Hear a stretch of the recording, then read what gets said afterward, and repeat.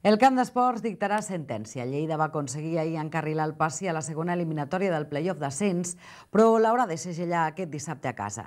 A Toledo els blaus van aconseguir empatar un partit que se'ls havia posat molt costa amunt i amb l'1-1 tenen ara moltes opcions de passar ronda. Qualsevol victòria o un empat sense gols classificarà els de Toni Seligrat per a la següent eliminatòria. Amb la presència de 300 lleidatans a les grades del Salto del Caballo, el Lleida va sortir al terreny de joc amb un objectiu clar, guanyar o, com a mínim, no perdre marcant algun gol.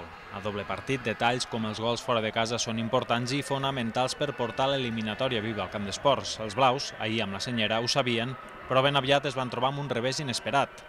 Sortida en tromba del Toledo, que força un córner i dos faltes laterals en 2 minuts i que acaba aconseguint l'1-0 en aquesta pilota morta que aprofita el Vistigui.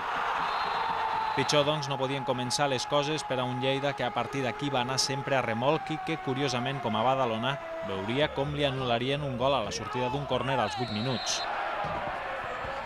La possessió de la pilota era pel Toledo, tot i que ja no gaudiria de massa ocasions de gol. Potser la millor, aquesta que Pau Torres resol a la perfecció. Amb poca cosa, el Lleida donava molta sensació de perill, sobretot en jugades d'estratègia. A 2 minuts del descans, Miramont va tenir a les seves botes la millor opció per empatar, però la seva rematada va ser desviada a temps a córner. A la represa, el Toledo semblava donar per bo l'1-0, que certament complicava molt les coses al Lleida en la tornada, i ja no va tenir ni tanta pilota ni tanta presència al camp contrari. Així, els de Seligrat van començar a estirar-se i aproximar-se a l'àrea local amb la mateixa sensació de perill que a la primera meitat. Només una ocasió pel Toledo, aquesta falta llançada per Ivan Mateo que Pau Torres, molt atent, desvia a córner. I quan només quedaven 3 minuts pel final, pilota que recupera Didac al mig del camp, la cedeix a Milla, que la deixa per Miramont, que veu com Mata arrossega el defensa i deixa la via lliure del planter perquè faci això. 1-1, gol d'or que pot valer tota una eliminatòria. Sense fer el millor partit, el Lleida assolia el seu objectiu. L'equip surt no només viu del Salto del Caballo, sinó que amb moltes opcions de passar ronda al camp d'esports. L'estadi, dissabte, a 2:15 de la tarda, ha de marcar el primer gol.